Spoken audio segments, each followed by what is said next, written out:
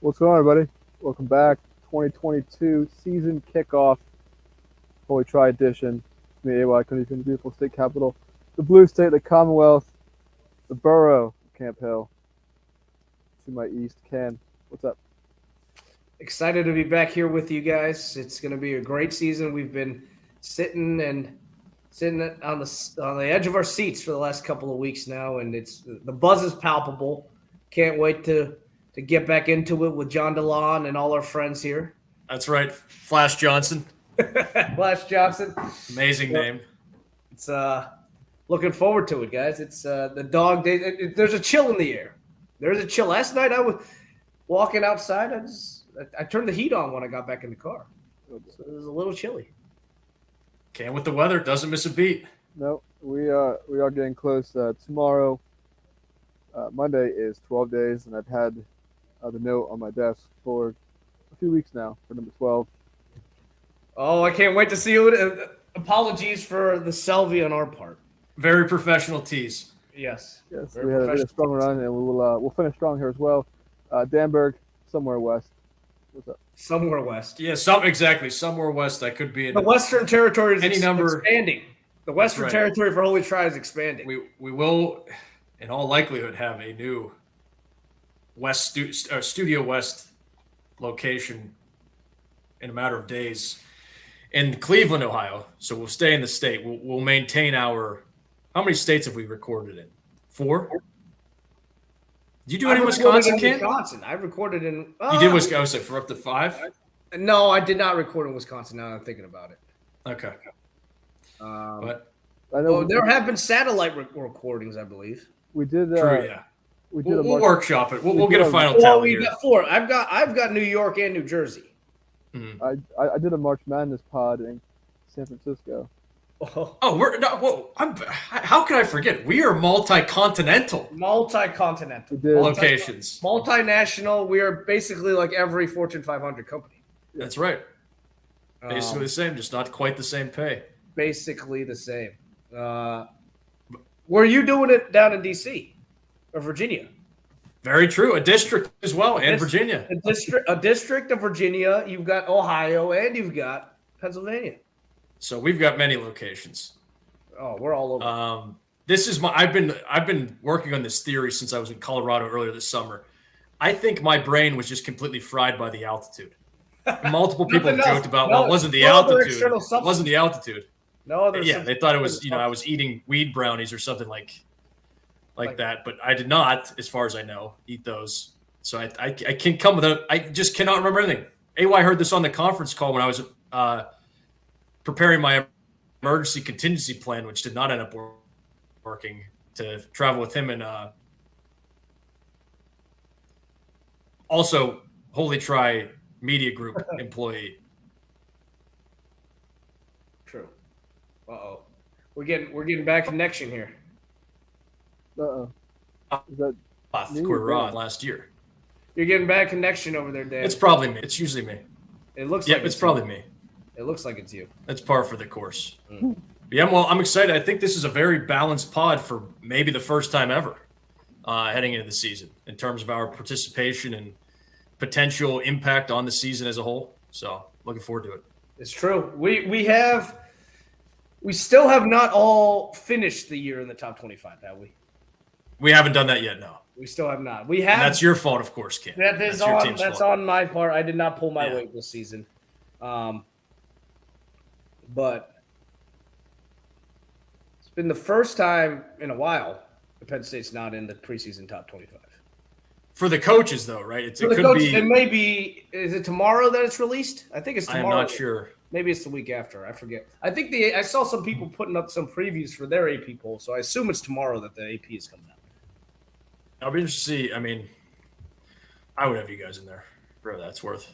For whatever in the Holy Tri poll. Yeah. For And which there's enough coming back. All right. And they still played it above a. What they end up again? I always get. They finished 7-6, correct? Correct. Yeah. But I think all their losses were single. No team had more single digit losses than Penn State did, except for Nebraska. And this is a pro segue into your preview if you want to start. Oh, you want me to get going? All right. I can. Well, can AY, just so for people the- know, breaking the fourth wall here. AY and I'd like to know how long you go for pretty much anything you preview, so that we know have a rough Yeah. idea of how Exactly. long. Well, I won't. Would you agree with that, AY? Yeah, As longtime listeners know, I won't dive too deep here, as I always say before I go in here. But to set the table, we are here today to talk about the Holy Tri football teams, the three of our teams that we represent here. So if you're here for a national preview or week 0 picks, you may be in the wrong spot. But Come back in a few days. come back in a few days. All right, I'll jump in. As we all know, it's interesting times, and there's a little bit of restlessness in State College. I don't think it was the most popular move for a lot of Penn State fans when the news came out of the 10-year extension for James Franklin. Not known for his on-field acumen, more known for his recruiting ability and personality and being more of a CEO. But I think the last couple of years, with how unlucky they've been and the 11-11 record that's often pointed out, they've undoubtedly they've backslid a little bit from the highs that they had midway through his tenure, right? And I personally speaking, for whatever it's worth, as a person that's not a Penn State fan, am happy to see James Franklin and the extension. I think he's done a lot of good things, and the stability will be something that will help continue to build this foundation. You may not see immediate results this year, but the last couple of years have been a major step in the right direction in the form of not just recruiting, but assets and getting additional resources for the program behind a lot of closed doors and within the athletic department. And then he had a large hand in helping with the hiring of the new athletic director as well, Kraft, coming over from Boston College. All to say, I think there is a lot of good momentum in the direction of the program, but it's going to be very important to have a somewhat successful season this year. Somewhat successful being 8 to 9 wins, I think, to continue this upward trajectory after the stagnation that we've seen the last couple of years. It's been said and harped on there's been a lot of close games that haven't gone Penn State's way the last 2 years. Think of the Big Ten, only Nebraska, which is as snake bitten as they come. We know the stat from last year, the cumulative scores and whatnot, but I think only Nebraska had more single-digit losses than Penn State did in the Big Ten. They managed to lose a ton of games where they were favored in the win expectancy. And those, you have to think, as the sole proprietor of the Can Law of Averages, that some of those may swing the other way this year. I'm hopeful for that. They've got, and as many of the inferior teams in the Big Ten, and I don't think I'm wrong in saying they're inferior. The Rutgers is the Marylands of the Big Ten that talk about how much talent Penn State has. I don't think it's wrong to bring that up. They've got a ton of talent, but it's always been a couple of key positions where they haven't necessarily had the depth or the talent, and sometimes in both cases, both haven't had depth nor talent. Namely, the ones that rose up last year. I think the quarterback depth. Not many teams have quote unquote quarterback depth, but Penn State really, especially in today's transfer era, really were left out in the cold when Will Taz Levis went over to Kentucky, and you saw that rear its ugly head. They were doing pretty well with Clifford through the first 5 games of the year, and were well on their way to beating Iowa. I don't think it's a stretch to say that. Before Clifford went out, Taquan Roberson came in, and the season basically went to shit. The quarterback depth, from what I understand, is much better now. And going into last season, it sounded like they felt relatively comfortable with Roberson. I think they didn't get to see him against live competition and going against many live bullets go ahead of that Iowa game because of Yurcich and the new offense, and they wanted to get as many reps as possible for Sean Clifford. And then two, basically that they didn't really blow too many teams out either. And I think going into this season, they're much more comfortable with where Sean Clifford is. This is the first time he's been under the tutelage of a offensive coordinator for a second year in a row. He's had 4 different offensive coordinators since he's been a quarterback, right? He's had Ronnie his first year as a starter, and then he's had Shiraka, and then going into Yurcich last year. So this year, I think a second year, and he showed market improvement. He had confidence and did well the first 5 games. He didn't light the world on fire, but before he sustained that injury in Iowa, I think he was having a pretty decent year. And yeah, I think he gets undue crap from some of the Penn State fans, but I do think he's a serviceable quarterback. I mean, I think there are a ton of good teams that would take him on their team and take him as a starter. Yeah, I think he's shown that he can win. If he, he's definitely not like a game changer by any means, but I do think he's serviceable. Number one key for the season is his health. I expect him to take a step forward. The receiving core, a little bit, a little bit of an unknown, but you have Washington back along with Tinsley, the transfer from Western Kentucky, that I think can shore some things up. And a lot of young receivers. I think obviously you don't get better necessarily by losing a talent like Jahan Dotson, who in my opinion ended up arguably the second best receiver in Penn State history. But I think the group as a whole will be enough for Clifford to excel. And then the tight ends, said it before, maybe the best tight end room in the country. They definitely didn't show it last year, but yeah, you were planting your flag on tight end. I firmly believe that they have 3 guys that can make NFL rosters. You got the wild fat ass. Yeah, the wild fat ass, and then along with Theo Johnson, who is a talent by himself. I think he can be a top 2 draft pick if he puts it together. And then another guy, Brenton Strange, is just enormous. So, Yurcich traditionally hasn't involved the tight end a lot in his offenses. I do think they need to continue to try to explore that and employ more from the tight ends. And it's not just from but last year it wasn't just the fact that they didn't show up much in the passing game and had some drop issues. Their blocking also left a lot to be desired. So that's a step that hopefully they can take in the right direction. You expect that from younger tight ends. Those guys were younger, all really getting significant playing time for the first time in their careers last year. Hopefully they take another step this year, right? Which is a good segue here to the offensive line, which has, for my entire time as a non-Penn State fan, has been probably the major question mark, and they have been at best average. No offense, Stephen. Last year was no different. Rasheed Walker, we had hoped would take a step forward last year. He was, still a great NFL prospect, but he really didn't take that step forward. Was dealing with some issues. So was Caden Wallace. Both the tackles really. Offensive line as a whole wasn't that good, but the tackles specifically were not good. This year, they've got some new blood in there. Olufashanu should be stepping up and starting at left tackle. And then right tackle continuing with Caden Wallace. Penn State, the issue with recruiting has been, they recruited a ton of guys that aren't necessarily pure tackles. They're swing guys. They're guys that can play both guard and tackle.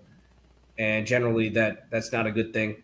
I'm not worried about their interior depth. I think they've got some great guys in there. You're hearing things about Wormley. He was expected to start last year before he got hurt before the Wisconsin game and, really just threw his season off kilter. I don't think he played at all last year, but it sounds like he's bounced back well. I think he'll end up starting at one guard, and you'll get Tangwell at another, who played last year as a true freshman, and then Scruggs, who's played a lot of center as well. I'm not worried about the interior line, and that's not even counting the Cornell transfer, Norzad, who was the offensive player of the year for Cornell and the offensive lineman of the year in the Ivy League. Obviously, it's a step up, but he's been a good presence as well. Interior, it's no secret they haven't run the ball well. Penn State's got a great offensive backfield now with 2 bell cows that seem like they're going to be taking a lot of carries and getting some playing time this year. And freshman Nick Singleton and Katron Allen. Fat Man Allen. Not just the wild fat ass anymore back there. You got a Fat Man Allen there, number 13. The new lawn boy. The new Lawn Boys. Oh, AY, there it is. We hit it at exactly 15 minutes almost. The new Lawn Boys. I'm expecting those two freshmen to be the leading rushers for Penn State by the end of the season. So I'm excited about the offense. The second year in the system, I think, will be good. But the defense, I'm really excited about the defensive line. We'll get there. And the biggest question mark next to Clifford staying healthy. The two keys to Penn State getting to 10 wins, in my opinion. Obviously, number one, Clifford's health. And then I will get to here, number two, the second biggest question mark. Clifford's health ties into the offensive line. I guess that's kind of 1A and 1B, right? The offensive line's keeping him upright, and hopefully he doesn't get happy feet and run out of the pocket like crazy like he usually does. But aside from that, the defensive side, linebacker depth is atrocious, absolutely atrocious. They whiffed on a couple of targets, and then they had a couple of guys that were highly rated that just absolutely washed out. Lance Dixon being one of them, and then Cat Sure hasn't done shit. He's basically made of glass. They are in trouble. It looks like Dom DeLuca, who is a walk-on, is getting some playing time in the two deep. So they're in rough shape. They got a couple of guys that aren't necessarily middle linebackers and pure linebacker with linebacker instincts that have played it their whole lives. They're guys that are transitioning from outside linebacker and played other positions in high school. Yeah, a couple of those guys that are playing middle linebacker, which is not the best, right? If you borrow a term from Rooster, it's not the best. You got Curtis Jacobs, who's even though everything's the best. Even though everything is the best. You got Curtis Jacobs in there and then a whole bunch of question marks in there. So I think you'll see a lot more of the two, especially against some teams this year, like Ohio State. You'll see a lot of two linebacker sets out of Penn State, and they'll lean into some of their strengths, which are the defensive backfield. A lot of depth back there, even though they lose some starters. Brisker, second-round pick back there, and the Turi Castrofields has played a ton since 2017, his freshman year. He's gone. They got a lot of confidence in the defensive backfield, so I think you'll see a lot more nickel packages, which could bite them in the ass if they're playing a team like an Illinois, who ran for like 400 yards against them last year, and just absolutely bully-bowled the shit out of Penn State. It's definitely not the strongest against the run, and you saw that last year with the linebackers. Now, what may help the linebackers this year, though, is the defensive line. The defensive line went through a ton of issues last year, whether it was guys injuries like Adisa Isaac towards ACL was out for the year, or Hakeem Beamon, who was coming on really strong, expect to be a big difference maker and a starter in there, and was out for the entire year. We don't know why. It seemed like it was disciplinary, possibly academic, but he was out for the entire year. He was out. He was still on the team and practicing, but suspended basically for all intents and purposes, even though they didn't say it. He was suspended for the entire year. He's back. They're excited about him. There's been a lot of buzz about him in the room, and as well as Adisa Isaac coming off of injury. Not only that, you get PJ Mustipher going out in that Iowa game as well. Some may argue that's even more of a loss than Clifford going out in that game. But him being lost for the whole year, he's back as well. Good leadership in there. If he's not back to 100% yet, hopefully he will be. We're excited about those guys coming back. But not only that, the infusion of talent. You've got keep an eye on this guy's name. I'm blanking on his name now. the undersized defensive. Keep an eye on everybody. Freshman. Keep an eye, everybody. Let me get his name up here. Why do I've completely blanked on his name now? This is why we're live. This is what happens. This is why we're live. He's from Florida. What is it? Zane Durant, the Durantula. He's a little bit undersized. I don't think he's nearly as explosive as a Givens, if you remember Givens from a couple years ago on Penn State's line. But an undersized defensive tackle that is just ultra quick and slippery is what the word that I've seen used about him. Just a guy that can come in and he's not overpowering. He's not enormous or like 300 pounds, but he's a guy that's a little bit undersized at defensive tackle, but could come in and, dare I say, an Aaron Donald kind of undersized defensive tackle, right? Invoking Donald. Oh, man, invoking the Donald. I don't know. But excited to see what he'll do. That'd be good. That'd be good if he were. That'd be good. Defensive tackles and then the defensive ends. You see Tarburton get some run, but everybody's excited about the transfer. Borderline 5-star, high 4-star guy from Maryland, Chop Robinson, who's coming in flash, as well as the 5-star Denai Dennis Sutton coming in. These guys look like they're ready built already. The Chop's already been in a college program for a year. And then Denai Dennis Sutton coming in from Maryland also looks like he's ready to go right off the bat. I think that the talent on the defensive line this year is 10 times better than what was last year, which is no small feat. You got an Ebiketie that went in the second round last year as well, who was great. That addition minimized, and Penn State was very lucky to have him when Adisa Isaac went down. But excited about the rest of this line. There's a depth, there's talent there. And then, like I said, the secondary, there's confidence there. Jair Brown coming back, an all Big Ten performer. And then the corners, even though you lose Tariq Castro-Fields, you bring back Joey Porter Jr., who is go edge and arms. I talk about his length, 6'2". He's got to learn to be a little bit less physical. I think he's get called for holding and stuff a lot. But the guy's got all the talent in the world. He's huge. You rarely see specimens like him. And then a couple of the smaller guys, Daquan Hardy, who's the nickelback, played a lot, as well as Dixon and Kalen King, who's come back. So defense, what I said, the linebackers, biggest question. We'll see who emerges there. Jamari Bunden's been playing linebacker a lot, getting some run. Kalen King's twin brother, Kobe King, as well. So all in all, it's a defense that I'm excited about, but it can be exploited, I think, at the second level, which they'll have to find some answers to and need to pray that they do not have injuries there. Special teams wise, punting has been pretty good competition now. And then maybe we'll get some punting from the 6'6" guy, 6'6", 300-pound punter that Penn State's got. That's a special. But I don't think it doesn't sound like he's going to win the job. But he's been competing out there. And then Pinniger is back, who's played for like 4 years now. I think he may have redshirted last year. He played in a couple of games last year that may have counted as a redshirt, but he has not been good. Allegedly, Sanders Sahadak has been better and more consistent than him, who's a freshman. Hopefully, he'll end up winning the job because, from what I understand, Pinniger has been atrocious technique-wise and consistency-wise. Just hasn't is. I don't know if it's the yips because he hasn't really had it since the beginning of his career, but it just isn't there, and it doesn't sound like it sounds like it's still not there. Schedule-wise, Penn State starts on the road yet again in the Big Ten. Seems like this happens every single year. And they're picking on you. Yeah, with Kraft, he made that comment at Big Ten Media Days. He said he had a stern talking to the league office about how this isn't right. This isn't right.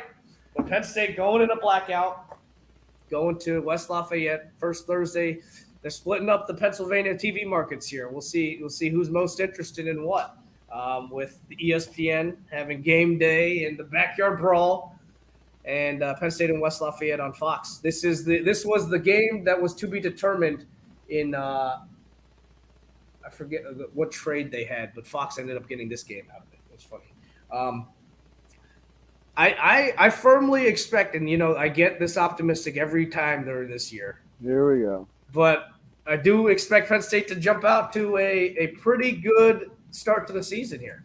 I think a lot of people excited about Purdue, rightfully so, with Aiden O'Connell and whatnot. We can get into this. We can get into this preview come week 1 or week 0. Maybe I'll get into a little bit of preview.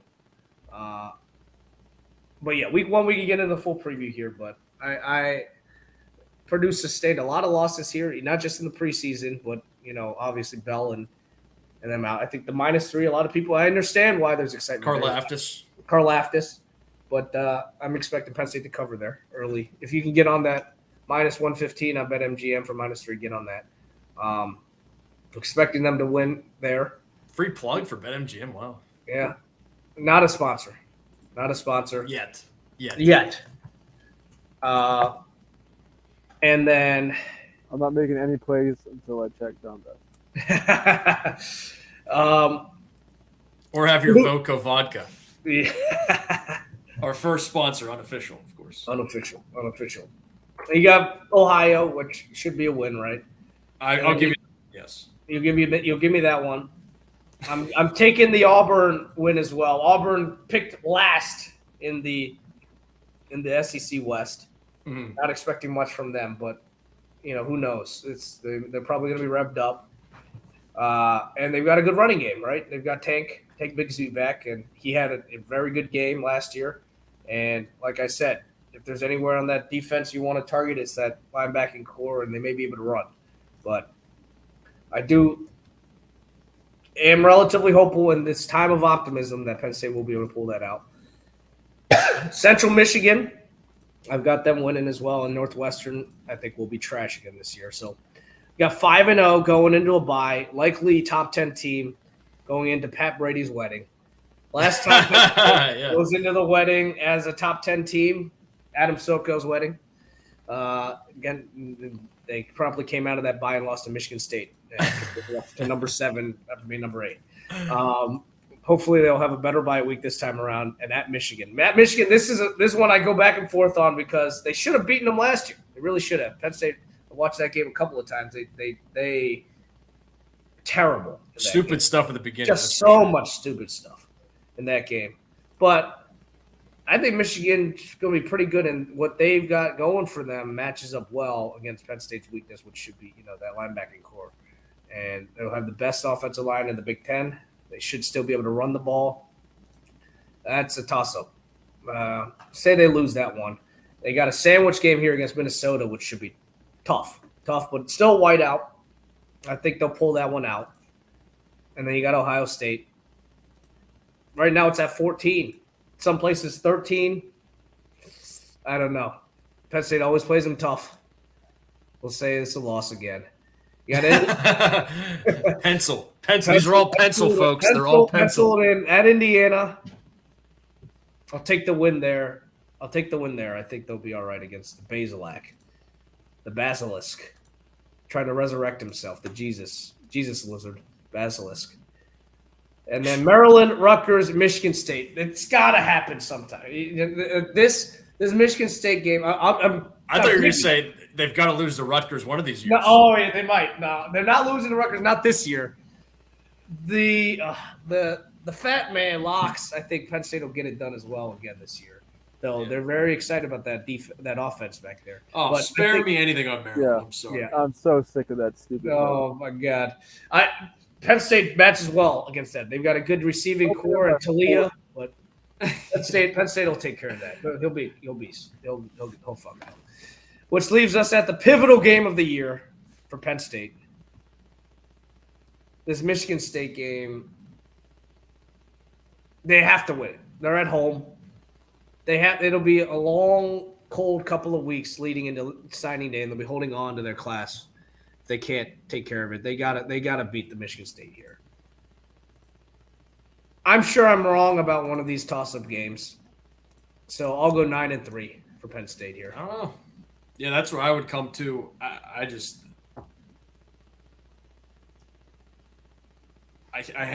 deep dived a little more than I wanted. 7-5 or something like that. 20-minute deep dive. No, that was solid. I just think it's tough, even though you probably want to, the last couple of years they've soiled themselves on multiple occasions. Yeah, they really have. Which means they're due. They really don't historically. Yeah. Historically speaking. We are at the fork in the road with the Franklin era. Yeah. I can comfortably say that. It is. So we'll see if he can restore it. And like I said, he's done a lot of great things on the back end. He needs to keep the pieces together here and not absolutely fall apart this season. Just get by with a decent season this year, improve next year, and then I think from there it should be okay and should be pretty good if they're able to weather these next couple of years. Because these are the classes where they kind of dipped a little bit with the COVID classes and coming out of that 2018-2019 season where they had some trouble. So they need to hold it together. They have to. 9 wins, I think, will hold it together. The over-under right now is 8.5 for most places. You can pay like -145 for 8 flat. If you could get the 8 flat, I think I would feel comfortable betting that on the over but again, they could just soil themselves and lose to Purdue and stupid loss to Auburn as well. Yeah, exactly. No. But if I were to pick, I would bet that 8 at -145. All right. Yeah. Can seeing a bounce, which is really the first time. Although It's I guess hard not to bounce after a seven win season. the first couple years of the pod were rough for Ken Yeah. and listeners' ears whenever Penn State would lose to Indiana or something. the worst one was the last Illinois loss we had. Yeah. Oh gosh, my yeah. God, that one was disgusting. The grossest game-winning pass or 2-point conversion. Oh my God. Whatever they threw. Was that Lund? AY's guy, Wes Lunt?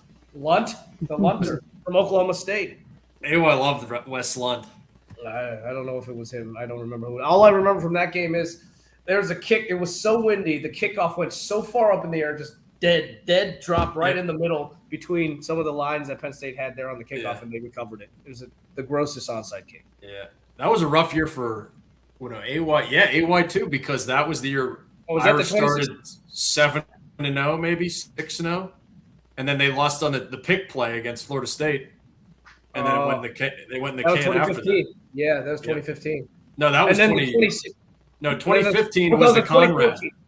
Oh, the 2014. Yeah, 2014 for all of our teams was brutal. Yeah. And then there's 2015. Yeah, Ukro was 2015, and then 2016 was the really. That was the all-timer. That was the worst season for in the history of the podcast. Well, for any of our teams. No, 2016 was great for me. No, I'm saying I think Notre Dame's 2016. If you had to power rank, not saying they're the worst team, right? But I'm saying the worst record, right?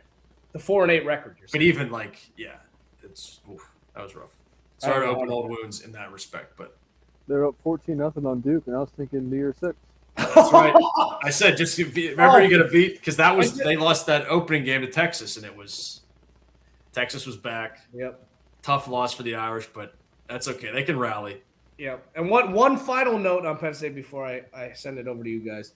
Once again, we've got Northwestern in the 5th game of the year to open up October. You just got to get by with Northwestern. Just got to get by Northwestern. Appropriately placed on the schedule. Just got to get by.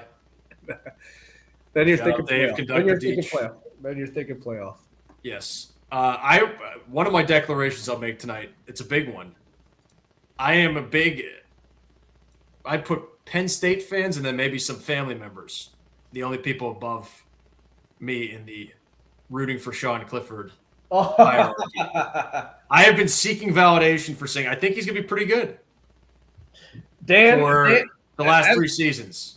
As we've said since the very beginning of this pod, we may or may not be fans, but we need to be right. So if you give me a 9-3 Penn State season or a 10-2 Penn State season and a good Sean Clifford year, I'll be pretty happy with that. No, you can't go do anything crazy like making the playoff, Ken, obviously. No, don't get that. That's good. I like it. You need to have a stationary target for the playoff teams. You're thinking Capital One Bowl, Orange Bowl, or not Orange Bowl. I'll give you Orange. I'll give you Fiesta. I'll give you whatever. Okay, I'll do your 6 then. New Year's 6. Yeah, New Year's 6. All right. I'll give you that. Who's next? Who wants next? I could do. We want to work east to west, or AY? You ready? Yeah, I'll go. I got about 12 minutes till Han gets home. The dogs freak out. Ooh. If I can get through mine and go on mute for a minute, we'll be good to go. Yeah. All right. Good production note. Good production note. All right, let me make a note of this so I can put. I'm going to try and timestamp this year, folks. So 33 minutes, 32 minutes. End of Penn State. 33 minutes going in. And in the YouTube and in the pod, so we'll see. For the Notre Dame. We now enter the Freeman era.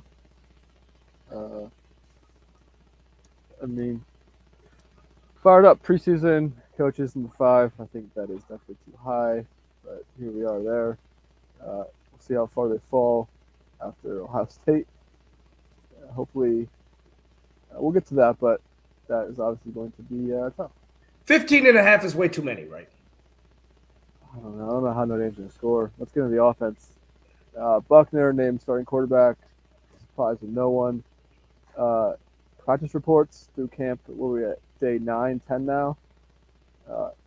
Haven't been glowing, but they really haven't taken reins off or been.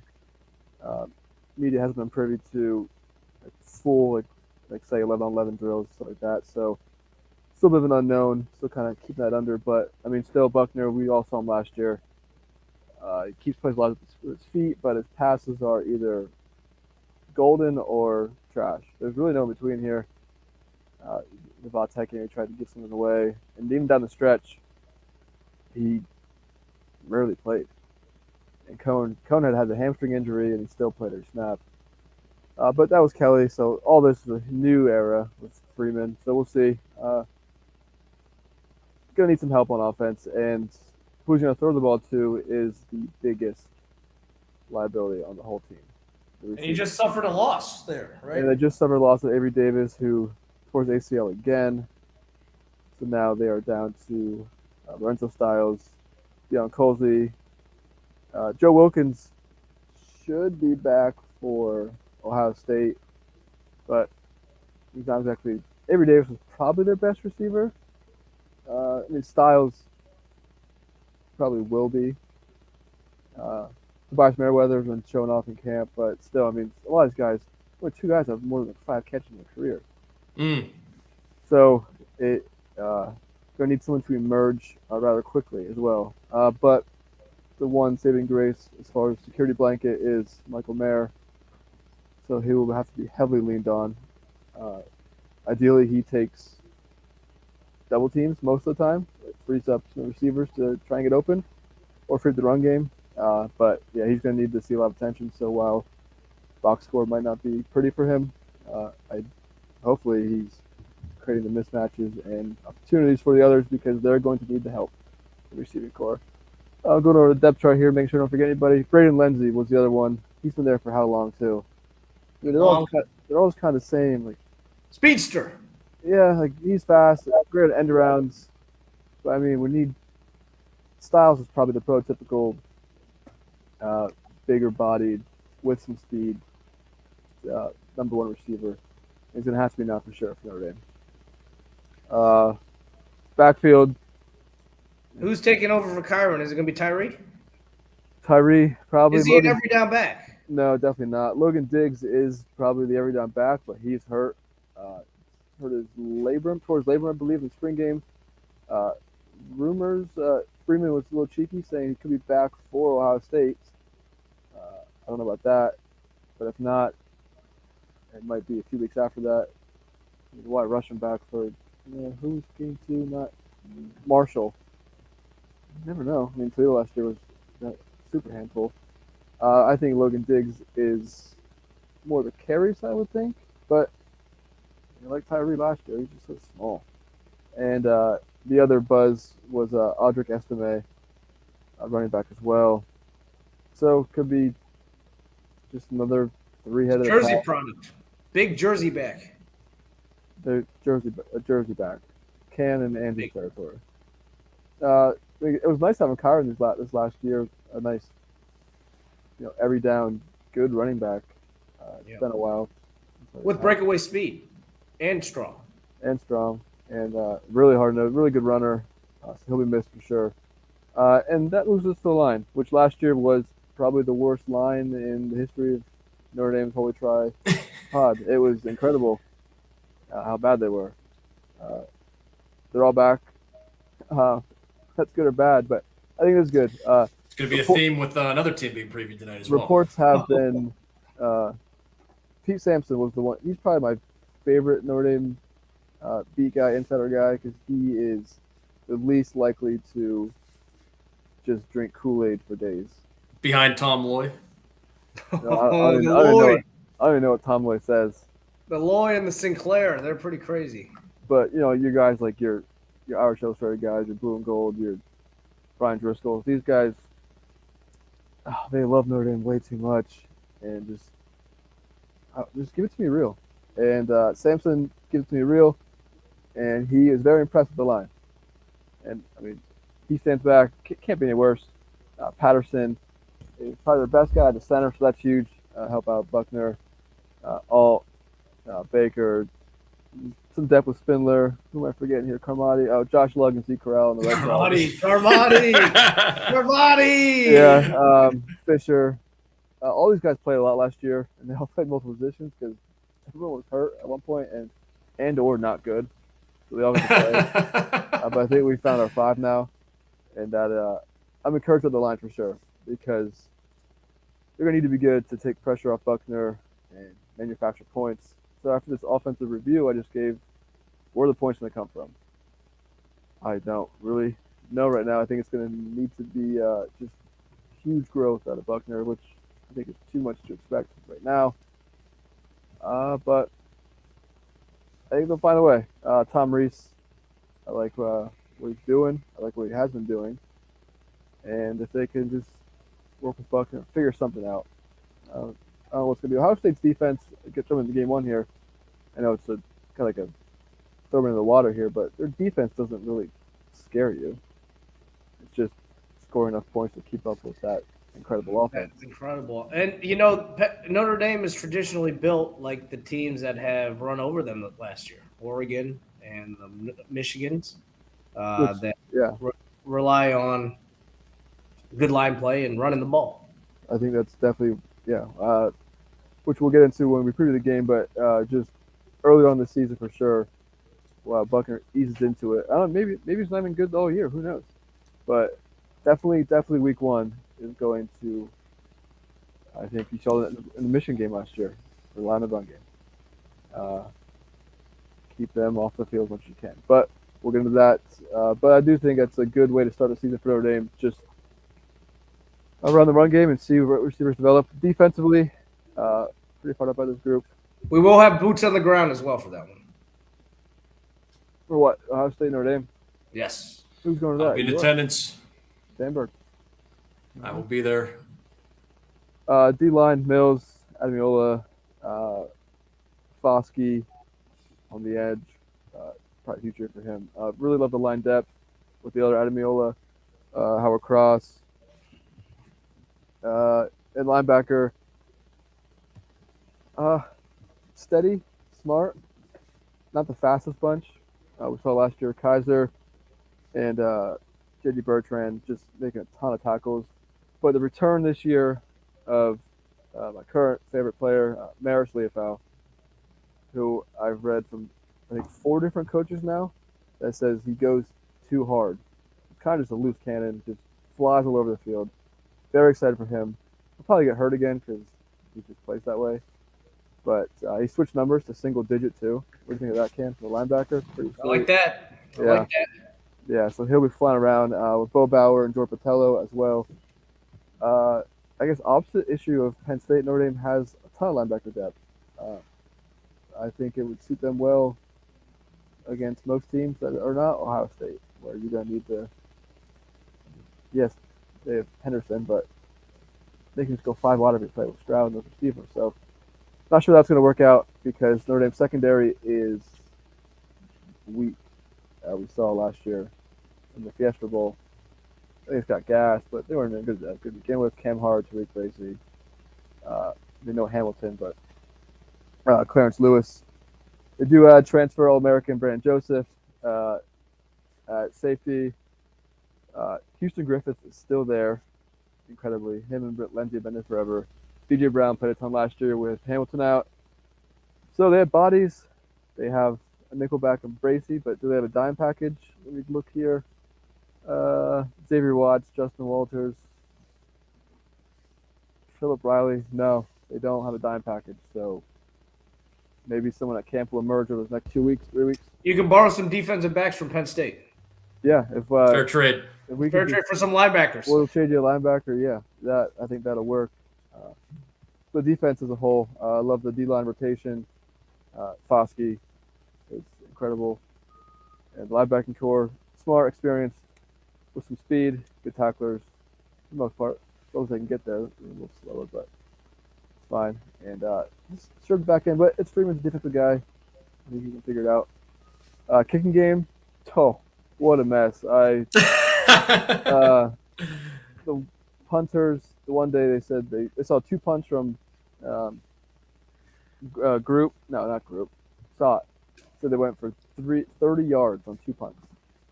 Oh, great. my. And group, the Arkansas State transfer coming over. Who knows? Jonathan Dorr for a safety, but he wasn't that bad. He had 2 45-plus yard game winners last year. I mean, that was awesome. I don't know if we're going to get that this year from these guys, but kicking game not great. So I know it wasn't really a glowing talk of this team, but I think it's definitely going to be carried by the defense for sure. The defense is awesome. And Ferguson's still there running the show. If they do get blown out, I mean, Well, not Ferguson, Freeman. Freeman, sorry. yeah. If they do get exposed week one, I was looking for Ferguson on the No. Penn State's or I Notre was Dame thinking, staff. I was thinking who Ferguson was, but Now, do you know if he's going to be still calling a lot of it, or is he going to give it up to it's all Al, it's all Al? all golden. Gotta love it. So I think Double agent Penn Staters. and we'll be saying this again, but just week one, I guess be patient with the defense. Do you guys play Miami great. this year?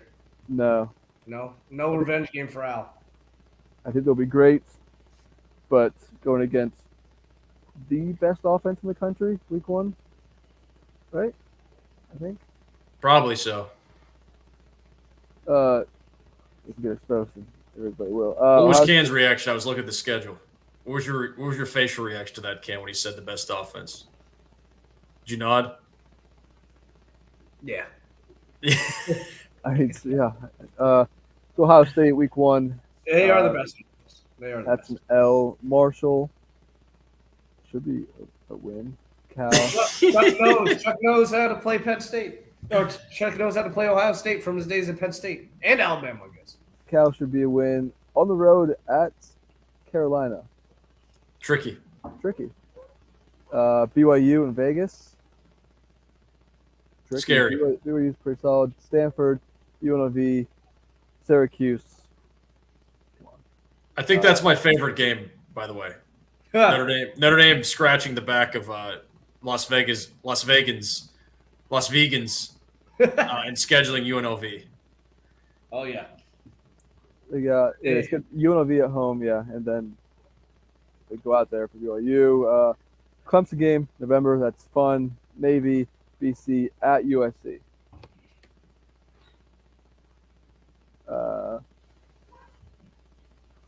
I'm thinking. I think best case here is 9 wins.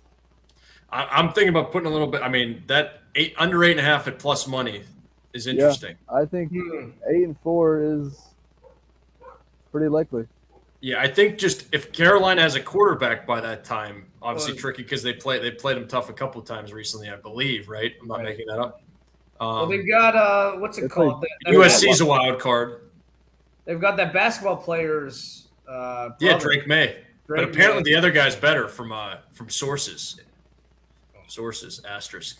Yeah, the Sources close to the program. The last The two other Carolina guy's games were pretty great. The one at UNC in the COVID year was a great game.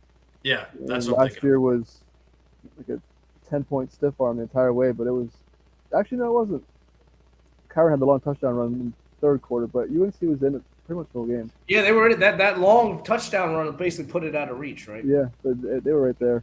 So I mean, Ohio State tough. That run was crazy. It was like a 90-something yard run, wasn't it? Mm-hmm. Carolina tricky. BYU. That's a tough game. I believe that, and I don't like BYU. Criswell's the quarterback I'm thinking of, by the way. Clemson, USC. I think they could get out of that Carolina, BYU, Clemson, USC 2-2. I don't know who the two. I don't know which way it's going to go, but they could get out of 2-2. To do that, it's 9-3. Screw it. It is mid-August.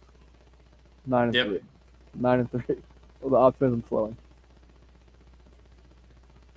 But number 5, that's. I'm fine with that. I give him the benefit of the doubt at this point. I am a little bit scared. Obviously, you know my thoughts. Most know my thoughts on bowl games, and then I throw a lot of it away. But the Marcus Freeman soilage in his debut. Yeah. It's interesting. It's something to monitor, I'll say. I do have faith in him, though, ultimately. Just we'll see how long it takes to adjust to the main man. Yeah. What if they beat Ohio State? I might be on the field. That'd be something. If they beat Ohio State, Yeah. I mean, They'll be number 1 if they beat Ohio State. Mm-hmm. I mean, yeah. If there's a time to play Ohio State, if you're Notre Dame, it's week 1. So. yep. Go for it. That's going to be a good one, I think. Hopefully, that'd be fun. Ken, any thoughts on their overall record? I think I would take the 9 wins. I think they'll win more of those toss-up games than you think. I think they've still got talent, and I think the defense is good. So I would not take that plus money on the 8.5 under. Yeah. But, yeah, it's similar logic to what I said with Penn State. It's kind of hard to pull them above, up to back up to 10-2, 11-1. right. It's hard to pull Irish down to 7-5, even though Right. we've seen it Yeah. recently. But a new staff, I think that'll help. I think his personality seems different than Kelly's, from what I've gathered. Would you say that's a safe assumption? Oh, definitely. Yeah, there's been, Not just the age difference, obviously, but I think personality-wise. there's been just reports and even player comments, not taking shots at Kelly, just noticing acknowledging the vibe, the feel, the styles, just very different. Then we'll see if it works out. Yeah.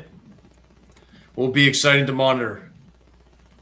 Last but possibly least, the armpit.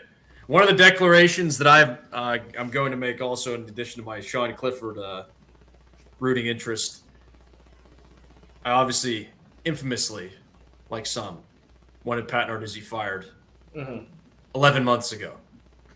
Almost to the day 11 months ago. You said you would not.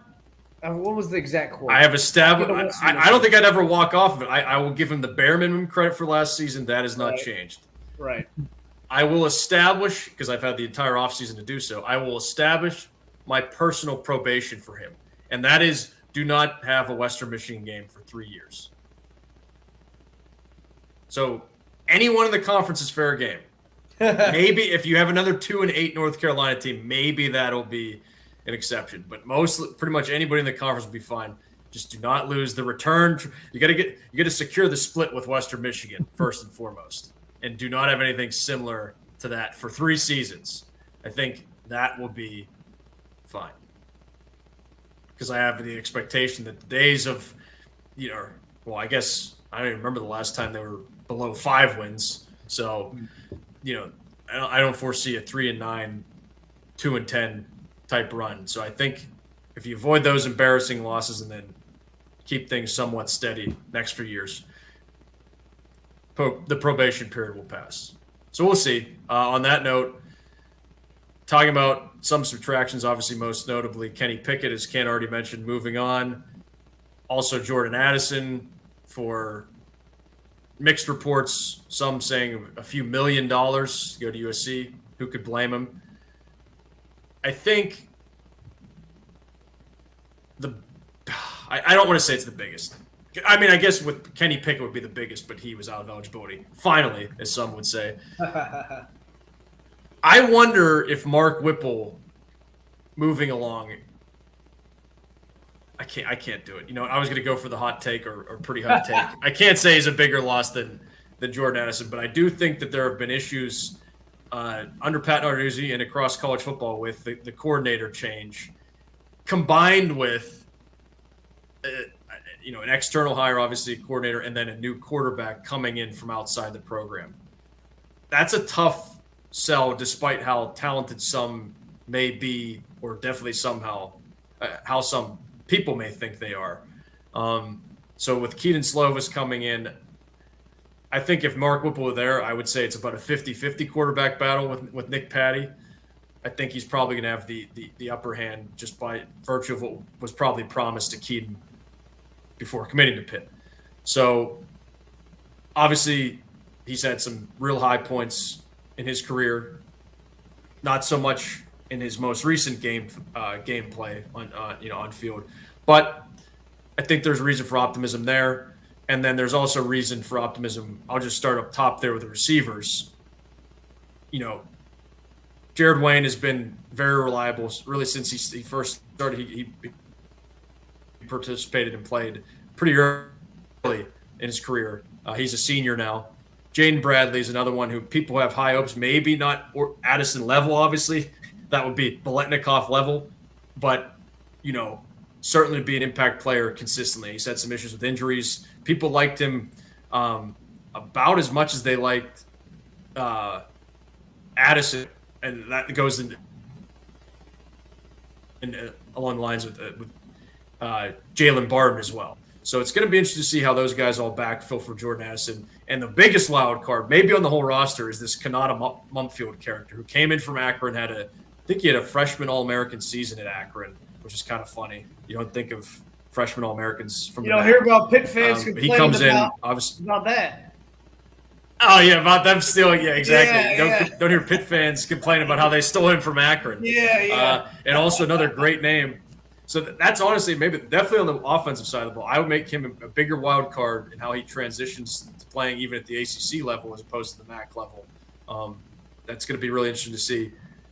I think bigger wild card than Keaton Slovis, and I think on the whole roster he's the biggest one because I think there are a lot of people out there that are just assuming he'll be instantly productive, but I see that as a wild card. It's like, oh yeah, we got this freshman All-American from Akron. We're good. And then the other one that'll be a fun name to see, at least to say his name, Bub Means from Louisiana Tech. So there's going to be some options. I think there's enough players in that room or that core that have contributed and should be able to pick up some of the slack with Addison leaving. I already talked about Keaton Slovis and Nick Patty. I don't think there's really any any need to go further down the depth chart there, but they did get a grad transfer from Dartmouth. That's all I know. Running backs, they've got, I'm looking five across here, maybe even another one if any of the freshmen are impact guys. Izzy Abanikanda, probably the odds-on favorite to get the majority of the carries. Also have Rodney Hammond, who made some things happen in his freshman year. Vincent Davis, infamously tackled into the end zone by Micah Parsons, among other things in his career. Daniel Carter, he's been fullback, he's been back to running back. He came in, he was actually either a 4-star and almost 4-star when he was recruited. So he's obviously a bit of a hammer. And then last but certainly not least, Sebo Flemister. The Sebo. One of the Notre Dame additions on the Pitt roster this year. He's still playing. He's a grad transfer for Pitt now, yes. So where was he? Wait, he was at Notre Dame this whole time? I believe so, yeah. He's the one that was drop kicked or something like that, right? I'll defer to AY on that one. I don't know if it was. By a USC, wasn't he like kicked by a USC player or something like that? Oh yeah, I don't think it was drop kicked, but he was kicked, or stepped on something. Yeah, I feel like that was like years ago. Could have Like been 6-7 years ago. I'll look it up. It might. I mean, it might be the way these roles are working with eligibility. Tight ends should be interesting to see how Gavin Bartholomew, because he was pretty productive as a true freshman, as Rodney Hammond was. I would say they had similar seasons in terms of their contributions, but now there's no big blonde there to draw fire. And Lucas Kroll moving on to wherever he moved on to. I don't know that he ever got I think he got invited to the Combine. I'm not sure where he got picked up. Maybe the Saints may have picked him up. Professional in something other than sports. Yeah, but I would, if my money were on something, it would be that. Yes, That eventually, maybe within the next week or so. And then they got a transfer from TCU and Carter Johnson, who I do not remember playing, but maybe he'll step up. Tight end's been a feast or famine from a production standpoint out of Pitt. Really going back, since Doran Dickerson left, he was pretty reliable there for a couple of seasons. But it's been either J.P. Holtz, Scott Orndorff level and very productive, or the Kia Griffin Stewart, one of Can's favorites from Rutgers. Minimal production. So the Nokia. The Nokia, yeah. Nokia, so Frank Cignetti, who I don't even think I mentioned his name at the beginning, being the new offensive coordinator, was the offensive coordinator at Pitt for 1 year as they used Doran Dickerson a ton. So that's going to be interesting to see how that works. Offensive line, similar to what AY brought up about Notre Dame. I chimed in when he was talking about it. They're all back. But I think that's not necessarily a great thing. Time will tell.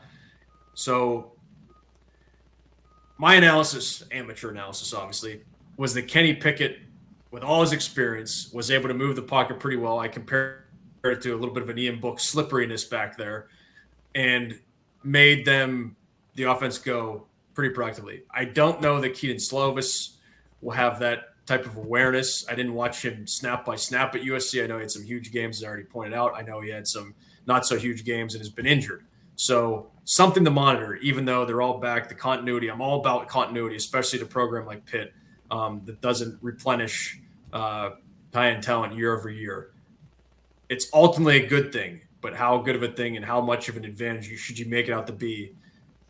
Probably not as much as it has been amongst the optimism that is abound with Pitt football fans, it seems. So they've got 6 offensive linemen returning with starting experience.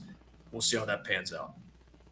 Defense, I usually view defense as one just giant blob where I know a couple of individual players maybe. I know that the defense has functioned the same in that it was either bad or above average. I wouldn't say they've had a good defense yet under Pat Narduzzi, which is troublesome and feeds into my opinion of him as Pitt's head coach and when I think of his tenure and the job he's done specifically. But they've got guys back on the defensive line. That's a very, very important factor in the way he runs his defense. The quarters defense is what I hear referred to as most commonly. So we'll go with that. And that would be Habakkuk Baldonado, John Morgan, Kalijah Cansey, Devin Danielson, David Green, Tyler Bentley, Desmond Alexander, Dayon Hayes. Somewhere out there is Elliot Donald also. And whoever else, people really love Fitzsimmons, the true freshman from Central Valley. I don't know if he'll be able to break his way into meaningful reps at least. That defensive line is very good, very, very. So that's good. I'll get to it at the end. I'm gonna bookend it with something.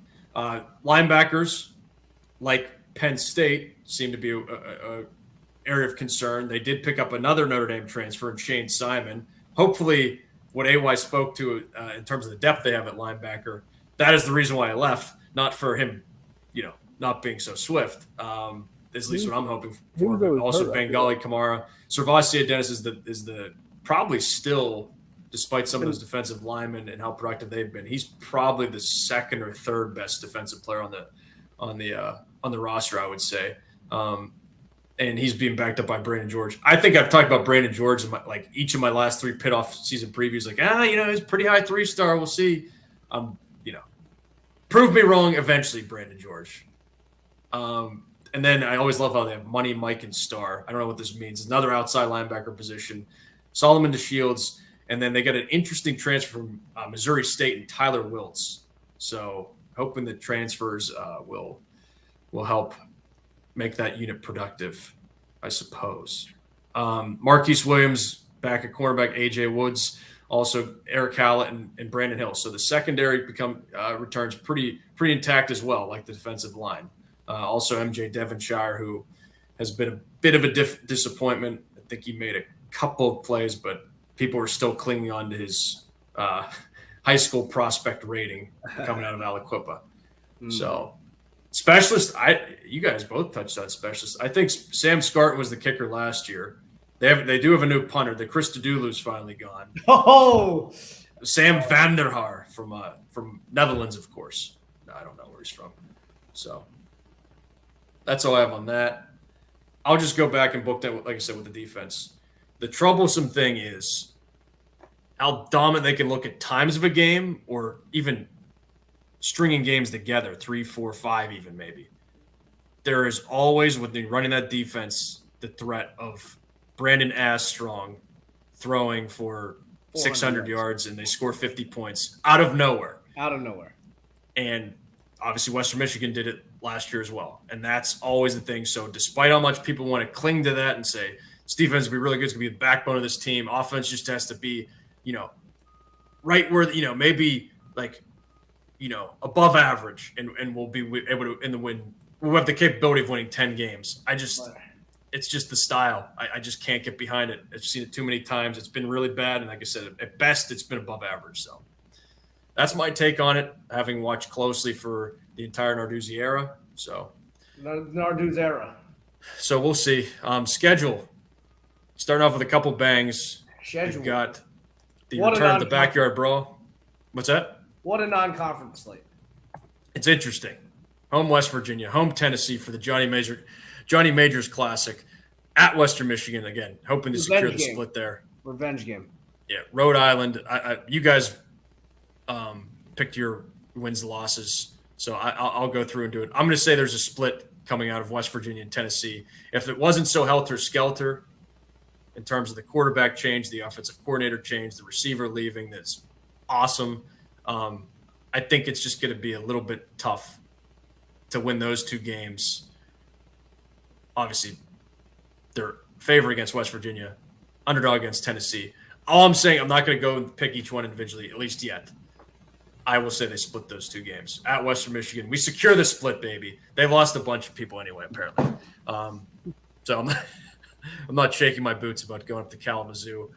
Home for Rhode Island. Shout out to my cousin Pat O'Neill, Rhode Island alum 2003. Also a member of the football team there. They get that win. Georgia Tech, Collins, we've got your number. Sorry, bro. Win that. And then, as I seem to do during each one of these previews, fork in the road game, heading into the bye week, home for Virginia Tech, my brother's wedding. I've already shared my thoughts on that. So, yeah. Is that the first game you're going to miss in a while? Home game. Since my dad's 50th birthday, yeah, which was November 5th, 2011, yes. But who's keeping track? Who's keeping track? I'll tell you what. I'm going to say they get into the bye week. My not blowing up over missing this game, the karma will come back to me in a form of victory. So that puts them at 5-1 heading to the bye week, and then it gets tricky here. Road trips to Louisville. You think Malik Louisville's Cunningham. going to be decent this year? Yeah, I think they gave him a game a couple years ago. I think it's really, really tough for Pitt to play a mobile quarterback, period, for whatever reason. Grant has already locked in the -3 against Syracuse. They'll have the height machine. Here's what you have to always factor this into your Pitt calculus. You have the height machine going. Yeah. 5-1, probably in the top 25. Top 15. Still. Top 15. 15 is probably a stretch if they, depending on what West Virginia's doing, I guess, and Virginia Tech for that matter. I think they dropped that one. I really do. I think they definitely dropped one at Louisville and at North Carolina. Yeah. And I think it's probably going to be the one where you're going to be more pumped up about. Right. Coming out of the bye week again. And then I'll say they split those two, and I will say Syracuse at home. I think That's they a can win. get that That's one, a- obviously. that's a win. Death taxes, Pitt beat Syracuse. It used to be death taxes, Pitt beat Syracuse in basketball, but that's no longer the case. At Virginia, I think they do That beat could the be a same loss. as – that Oh, could yeah. be a loss. That's the three road games on the back half of the schedule are definitely tricky. All four, rather. All four. Yeah, you get the last one. I'm putting the last one as a loss. So Oh, yeah. I know you. yeah. So I think 9-3. I really do. Can we all end up 9-3? Wow. That'd be probably disappointing, given I think how each of our teams has a solid shot at breaking through. Not to the playoff necessarily, but at least to double-digit wins again. And I don't count the bowl wins, Can. I know you love them. You and Mark Stoops Mike Stoops, Oh, yeah. M Stoops, whoever it is down in Kentucky. It is Mark Stoops. M Stoops. M. You love your bowl wins of any kind, but Take I got 9-3. I have to reward them with that much optimism at least. After Good optimism there. I'm going 8 wins for you guys. I think Yeah. you got a Miami loss, a Virginia loss, one of those two in the middle. and then one of the two at the beginning. I think the Tennessee. Yeah. The Tennessee. Oh, you will pick that. I think. Yeah. I think they get the revenge against West Is your Virginia. Pit calculus off a little bit because it would They totally be definitely Pitt get to the lose one- to West Virginia and then come back and beat Tennessee. Could be. We'll see. Fine. Well, to cover it, it's like whatever in horse racing. To place, we'll have one of those losses. Win place. Yeah. Yeah, win place. Yeah. One of those first two. Yeah. The loss. AY was smirking there over there a second ago. I'm interested to hear what he has to come up No, I'm with. just ready for that Pitt Tennessee game. Oh, his favorite game of the year. It's been declared. Are you going to try and come in? I don't want to put you on the spot. No, FSU Michael's wedding. That's right. And that's the local one. That's his local thing, right? It's like celebration, yeah. One of Yeah. two. So I have to reach out to Roth. And is the missus coming? Do we know? I don't know. Maybe Gary Roth. Is Gary Roth a Tennessee fan or no? No, but he would maybe come. He doesn't really bloom that But much. he'll probably stay with Jeff. Do you think? I found out Jeff existed last week. Probably. Jeff was also he was a missed connection for the St. Louis baseball trip. Yeah, we'll have to get his plans on that. But I would think Jeff. I have to let him know because I want to offer up the lodging. Unless he loves hotels, I definitely don't want him to pay for a hotel. No, he would take up. He would take you up if he's not staying with Jeff. Yeah. Yeah. Fired up. Anyway, AY's excited. Should be a good. That should be a good game. Heupel's got a little bit of an axe to grind now. He's dropped 2 in a row to Pitt. Could be interesting. He's got revenge on the mind. Yeah, I like that Tennessee team this year too. Yeah, there should be some good offensive firepower there. We'll see. That could definitely be How the about 40 for Pitt? We'll see. the 45-38 game. That's got all the makings of that. Yeah. That's fine. This is also Pitt's like 5th time seeing Hendon Hooker over two 4 schools. years. Over 4 years. Yeah. All right. So, Well, it's Good just start to the season. This do you have a Pitt? Do you have a record? AY? no 9-3. Yeah. 9-3. Oh, he's in. Yeah, they're gonna be Armstrong on those weenies. These assholes. I would love it. And it does take away. Pour one out for Bronco. This happened certainly after our last football podcast, right? He retired. I think so. Does take some of the sting off it. I'm still bitter about him doing that stupid touchdown with 30 seconds left against Pitt in 2019. I think it had Style points. I don't remember if it was him that had issues with his wife and health. I don't remember. That was a reason. Let's do a quick Google here. Did Han get home yet? Yeah, she's on. Very nice. Quiet. Oh, it was December, so we did have multiple pods. Virginia Fralin, family head football coach, Bronco Mendenhall. What is your head football coach again, Dan? Oh, Chris Bickle. Chris. Chris Bickle gave his money to get the head coaching position named after him instead of keeping Jordan Addison. Obviously, I like to mash that together. That's not exactly how it went down, obviously, but That's good. That's good. good If he had thing known- we probably got new volleyball nets from his If he had donations. known that was coming down the tracks, do you think he would have withheld the money and saved The NIL, I think it may have been before NIL. Right. I think so, yeah. Yeah, I'm just teasing you, Chris Bickle or Bicknell, whatever. It's because the football coach's name was Jack Bicknell. His name is Chris Bickle. Okay. Anyway, Anyways, good start. thanks to for the season. joining us, everyone. Yep, we're off Tuning to a in. roaring start. Mid-season form already. My goal, I've got a whole bunch of different options here in the studio.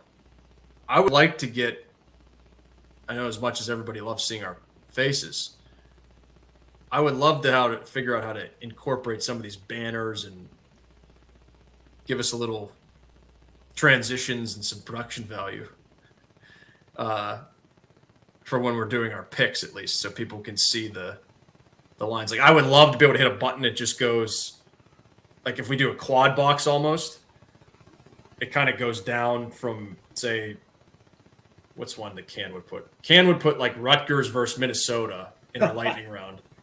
So it goes Rutgers, Minnesota to, Yeah. Texas against Texas Tech. And you see the line that we're picking it at. That way it's easier to follow along. Oh yeah. So I messed around with it a couple hours ago, but I like to Dan know getting to do tech that. savvy. Trying to bring us into the 21st century. And then do the audio version for real this time. I think I said 3 different times, I'll get everything uploaded on the audio only version, never did. So there will be a return to audio only this year. That's all I got. We'll be back, right? Yeah. We'll be back. We'll be back very soon. Bring us home, AY. I'm messing with these speakers right now. For me, Or do you have any? Oh, look. Oh my gosh. I'll prepare something for next time. because I think there's a way to put, because I did it for a video that I made that was still not. Oh, Ken's got it too. Look at that. Your cheeks cut off though. I did it for my audition tape that I submitted a couple years ago. I added, but it was just a background. It wasn't like a devoted fourth box to.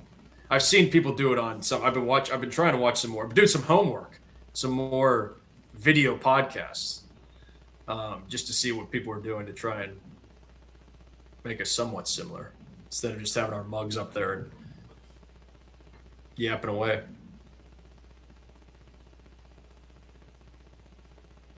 Okay, I gotta go. So, All right. Yes. from me, from Beautiful State Capital, Blue State, Commonwealth, Pennsylvania, and Danberg to my west, Good night, all. and Can to my east. Have a good one. Oh, I forgot to do this now. Oh yeah. Not yet mid-season form. Not yet. That's right. Yeah. We'll be back later in the week with a more national landscape. Fired up for that. Thanks for listening, and see you then. Yep. Get some rest.